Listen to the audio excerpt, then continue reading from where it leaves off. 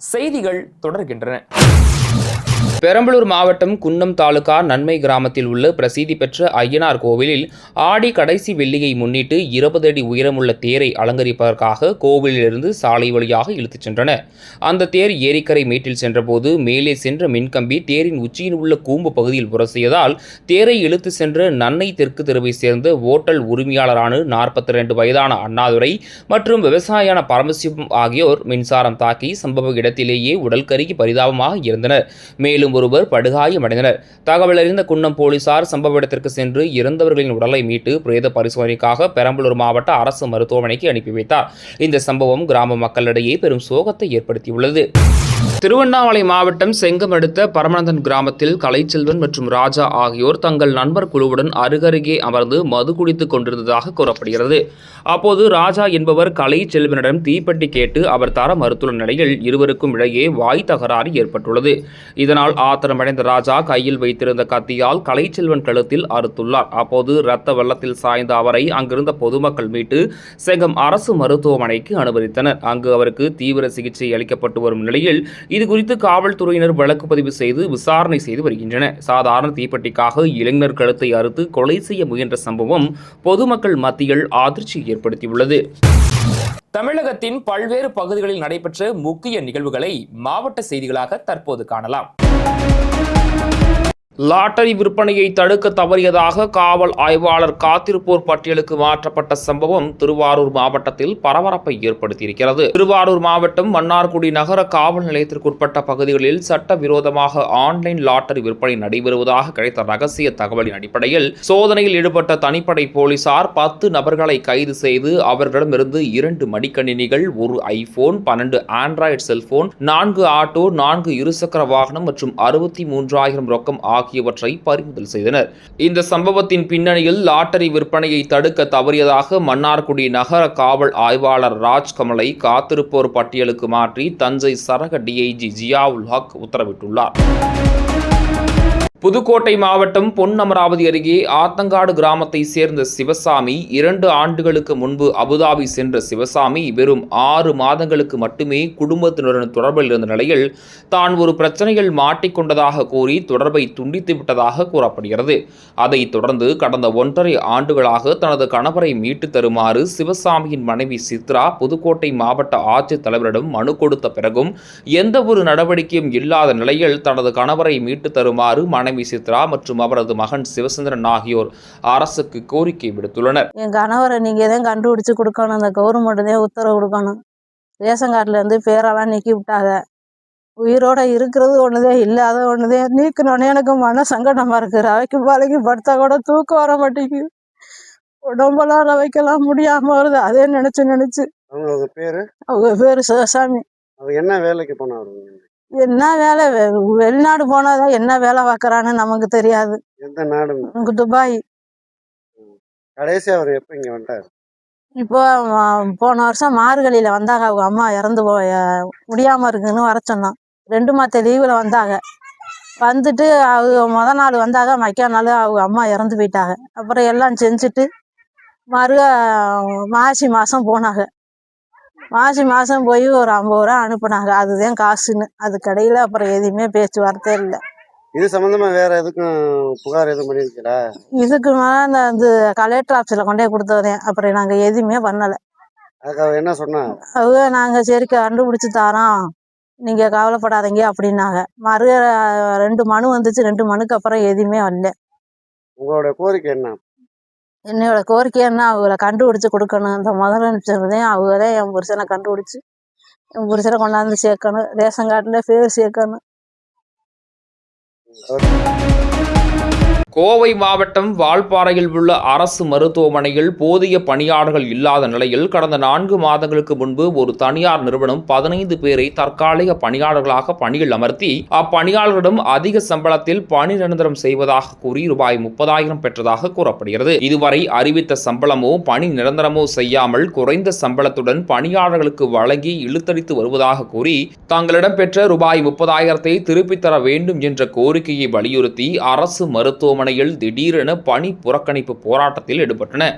இதனால் அங்கு பரபரப்பு ஏற்பட்டது. நாங்கள் வால்பாறை ஜிஹெச்சில் வேலை செய்கிறோம். நான்லாம் 8 வருஷம் ஆச்சுங்க இங்கே வேலைக்கு வந்து 150 ரூபா சம்பளத்துலேருந்து இங்கே வேலை செய்கிறாங்க. வேலை செஞ்சு இப்போ கிறிஸ்டல்னு ஒரு கம்பெனியில் எங்களை சேர்த்துருக்காங்க. சேர்த்து அதில் ஃபஸ்ட்டு எங்களை வேலைக்கு சேர்க்கும் போது நாங்கள் காசெல்லாம் எதுவும் கேட்கலை. வேலை செஞ்சு மறுமாதம் 10 நாள் வேலை செஞ்சதுக்கு அப்புறம் எங்களுக்கு 10,000 கொடுங்கன்னு சொன்னாங்க. நாங்கள் 10,000 ரூபா வட்டிக்கு வாங்கிட்டு 10 ரூபா வட்டிக்கு வாங்கிட்டு கொடுத்தோம். உங்களுக்கு சம்பளம் 23,500, அதில் பிடிச்சது போக 19,500 சம்பளம் வரும் அப்படின்னு சொல்லிட்டாங்க. சரின்னு நாங்களும் உங்களை பர்மனெண்ட் பண்ணுறோம், நீங்கள் கவர்மெண்ட் ஸ்டாப்பு அப்படின்னு சொல்லி எங்கள்கிட்ட காசு கேட்டாங்க. நாங்கள் 10,000 ரூபா வட்டிக்கு வாங்கி அவங்கள்ட்ட கொடுத்துட்டோம். அப்போ 10 ரூபா கொடுத்துமே என்ன செஞ்சிட்டாங்க, உங்களுக்கு வேலை நிரந்தரமாக வேணும்னா இன்னும் 20 ரூபா கொடுங்க அப்படின்னு சொன்னாங்க. அதையும் நாங்கள் மீறி சரி இன்னும் 20 ரூபா வாங்கி கொடுத்தலாம், நமக்கு வேலை தான் முக்கியம், நமக்கு 19,500 சம்பளம் வருது, மாதம் 500 ரூபா வாங்கின இடத்துல கொடுத்து கடனை கழிச்சிக்கலான்னு நாங்கள் ஆசைப்பட்டு 30,000 ரூபா வாங்கி கொடுத்துட்டோங்க.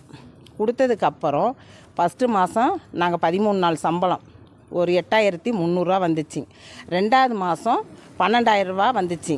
3வது மாதம் விடாமல் வேலை செஞ்சவங்களுக்கு 16 சில்லறை வந்துச்சு. எங்களுக்கெல்லாம் நாங்கள் லீவ் எடுத்தது போக ஒரு 13-14 ரூபா வந்துச்சு. அப்போ நாங்கள் அவங்கள்ட்ட கேட்டோம், ஏன் இவ்வளோ சம்பளம் கம்மியாக வருதுன்னு கேட்கும்போது அவ்வளோதாம்மா வரும் அப்படின்னு சொல்லிட்டாங்க. 2வது நாங்கள் வேலை செய்ய மாட்டோம், எங்களுக்கு கேட்ட சம்பளம் வேணும், இல்லாட்டி நாங்கள் கேஸ் கொடுப்போம், கம்ப்ளைண்ட் பண்ணுவோன்னு சொன்னோட்டி இவங்க அந்த கிறிஸ்டல் மேனேஜரே எங்கள்கிட்ட பேசினார். என்னன்னா இந்த 30,000 கட்டும்போது எங்கள்கிட்ட இவ்வளோ சம்பளம் கண்டிப்பாக உங்களுக்கு வரும்னு சொல்லிட்டு அந்த மேனேஜர் எல்லாமே நாங்களாம் வாங்க கிடையாதுன்னு சொல்லி ஒதுங்கிட்டாங்க. கேரள மாநிலம் சிவசேனா பிரமுகர் கடந்த மாதம் 31ஆம் தேதியன்று கொலை செய்து குளித்துறை தாமிரபரணி ஆற்றில் வீசிய வழக்கில் மகாராஷ்டிரா மாநிலத்தில் பதுங்கியிருந்த முக்கிய குற்றவாளியான 2 காவல்துறையினர் கைது செய்தனர். அவர்களும் நடத்திய விசாரணையில் குடிபோதையில் மனைவி மற்றும் தந்தையை அவதூறாக பேசியதாக ஏற்பட்ட தகராறில் கொலை செய்ததாக வாக்குமூலம் கொடுத்துள்ளனர். இந்த வழக்கில் இதுவரை 6 பேர் கைது செய்யப்பட்டுள்ளனர் என்பது குறிப்பிடத்தக்கது. விவசாயிகளின் கடன்களை ரத்து செய்ய வலியுறுத்தி மேகதாது அணை கட்டப்படுவதை தடுக்க தவறிய தமிழக வெற்றிக்கழக அரசை கண்டித்து திருவண்ணாமலை அண்ணா சிலை அருகே வடக்கு, தெற்கு, மத்திய மற்றும் கிழக்கு ஒருங்கிணைந்த அதிமுக சட்டமன்ற கொறடா முன்னாள் அமைச்சர் அக்ரி SS கிருஷ்ணமூர்த்தி தலைமையில் நடைபெற்ற இந்த கண்டன ஆர்ப்பாட்டத்தில் திருவண்ணாமலை வடக்கு, தெற்கு, கிழக்கு மற்றும் மத்திய மாவட்டங்களைச் சேர்ந்த 1000த்திற்கும் மேற்பட்ட அதிமுகவினர் பங்கேற்று தமிழக அரசுக்கு எதிராக கோஷங்களை எழுப்பி ஆர்ப்பாட்டத்தில் ஈடுபட்டனர். சிறு குறு விவசாயிகளுடைய அனைத்து கடன்களும் தள்ளுபடி செய்யப்படும் என்று சொன்னார்கள். 5 ஏக்கருக்கு மேலாக எந்த விவசாயிகள் எவ்வளவு தொகை கடன் பெற்றிருந்தாலும் அதில் 50% கடன் தள்ளுபடி என்று சொன்னார்கள். ஆனால் சொன்னபடி தேர்தல் அறிக்கையிலே தாவேக அரசு சொன்னபடி அந்த வாக்குறுதியை விவசாயிகளுக்காக நிறைவேற்றவில்லை என்பதை கண்டித்து தமிழகத்தில் இருக்கின்ற சென்னை தவிர 37 மாவட்டங்களிலே இந்த ஆர்ப்பாட்டம் நடைபெற்றுக் கொண்டிருக்கிறது. தஞ்சை தரணியிலே கழகத்துடைய பொதுச் செயலாளர் அண்ணன் எடப்பாடியாருடைய தலைமையிலே இன்றைக்கு மாபெரும் கண்டன ஆர்ப்பாட்டம் நடைபெற்றுக் கொண்டிருக்கிறது. தமிழகம் எங்கிலும் இன்றைக்கு அனைத்திந்திய அண்ணா திராவிட முன்னேற்ற கழகத்தின் சார்பில் விவசாயிகளுக்காக, விவசாய பெருங்குடி மக்களுக்காக சொன்ன வாக்குறுதிகளை நிறைவேற்றவில்லை என்பதற்காக இந்த அரசை கண்டித்து தேர்தலுக்கு முன்பாக விஜய் என்று சொன்னவர் தேர்தலிலே வெற்றி பெற்றதற்கு பின்னாலே ஜோசப் விஜய் என்று சொல்லுகின்ற இந்த அரசனுடைய முதலமைச்சரை கண்டித்து இன்றைக்கு திருவண்ணாமலை மாவட்ட கழகங்களின் சார்பில் மிக எழுச்சியோடு இந்த ஆர்ப்பாட்டம் நடைபெற்றுக் கொண்டிருக்கிறது. தேர்தல் வாக்குறுதிகளே சொன்னார்களே, அதையும் நிறைவேற்ற முடியவில்லை. அது மட்டுமல்ல, தமிழகம் எங்கும் மகளிர்களுக்கான பேருந்துகளிலே, அனைத்து பேருந்துகளிலே இலவசமாக பயணம் செய்யலாம் என்று சொன்ன வாக்குறுதியை நிறைவேற்றவில்லை. அரியலூர் மாவட்டத்தில் அமைந்துள்ள மிகவும் பழமை வாய்ந்த பெரியநாயகி அம்மன் ஆலயத்தில் ஆடி வெள்ளியை முன்னிட்டு அம்மனுக்கு பண அலங்காரம், காய்கறி அலங்காரம், 1008 கண்கள் அலங்காரம், பட்டுப்புடவை அலங்காரத்தோடு பக்தர்கள் வேண்டுதலின் பேரில் வழங்கப்பட்ட 1,08,000 வளையல்கள் ஆலயம் அலங்கரிக்கப்பட்டு இருந்தது. இதனை கண்ட பொதுமக்கள் பக்தி பரவசத்துடன் சுவாமி தரிசனம் செய்தனர். முதல்வர் விஜய் தலைமையில் ஆட்சி பொறுப்பேற்ற கடந்த 100 நாட்களில் 1.2 லட்சம் கோடி ரூபாய்க்கு முதலீடுகள் ஈர்க்கப்பட்டுள்ளதாக தகவல்கள் வெளியாகியிருக்கும் நிலையில் அந்த புரிந்துணர்வு ஒப்பந்தங்கள் குறித்து இந்த மாநாட்டிலேயே வெளிப்படைத்தன்மை இருப்பதாக தெரியவில்லை எனவும் பத்திரிகை மற்றும் ஊடகங்களுக்கு அனுமதி தராமல் ரகசிய ஒப்பந்தங்கள் கையெழுத்திடுவதில் உள்ள மௌனம் தமக்கு புரியவில்லை எனவும் அதிமுக முன்னாள் அமைச்சர் RP உதயகுமார் விமர்சித்துள்ளார். நேற்றைய தினம் நம்ம முதல்வர் விஜய் தலைமையில சென்னையில நடைபெற்ற தாவேக அரசின் முதலாவது வெற்றி தமிழகம் முதலீட்டாளர் மாநாட்டில் 67,452 கோடி ரூபாய் முதலீட்டில் 1.06 லட்சம் வேலை வாய்ப்புகளை உருவாக்கும் 97 புரிந்துணர்வு ஒப்பந்தங்கள் செய்யப்பட்டதாக சொல்லப்படுகிறது. ஆட்சி பொறுப்பேற்ற கடந்த 100 நாட்களிலே 1.02 லட்சம் கோடி ரூபாய்க்கு முதலீடுகள் ஈர்க்கப்பட்டுள்ளதாக அவர்கள் தகவல்கள் தெரிவிக்கிறார்கள். புரிந்துணர்வு ஒப்பந்தங்கள் குறித்து இந்த மாநாட்டிலே வெளிப்படைத்தன்மை இருப்பதாக தெரியவில்லை. நேற்று முதலீட்டாளர் மாநாட்டிலே செய்தி சேகரிக்க சென்றிருந்த ஊடகங்கள் அனுமதி அளிக்கப்படவில்லை. இதனால் ஒப்பந்தம் செய்த தொழில் நிறுவனங்களிடம் அவற்றின் துறை, உற்பத்தி உள்ளிட்ட முதலீடுகள் தகவல்களை பெற முடியவில்லை என்ற நிலையை நாம் பார்க்கிறோம். முதலீட்டாளர்கள் மாநாடு புரிந்துணர்வு ஒப்பந்தம் ஏதோ ரகசிய ஒப்பந்தங்களாக கையெழுத்திடுவதின் மௌனம்தான் நமக்கு புரியவில்லை. திண்டுக்கல் மாவட்டம் பழனி அருகே தாளையுத்து ஊராட்சி மன்ற அலுவலகத்தில் தாவேகா ஒன்றிய செயலாளர் நாற்காலியில் அமர்ந்து ஊராட்சி செயலாளரை நிற்க வைத்து ஆய்வு செய்ததாக சமூக வலைதளங்களில் புகைப்படம் வெளியாகி பரவிய நிலையில் அது தவறான தகவல் என்றும் பொதுமக்கள் பிரச்சினை குறித்து பேசவே அவர் வந்தார் என்றும் ஊராட்சி செயலாளர் தண்டபாணி விளக்கம் அளித்துள்ளார்.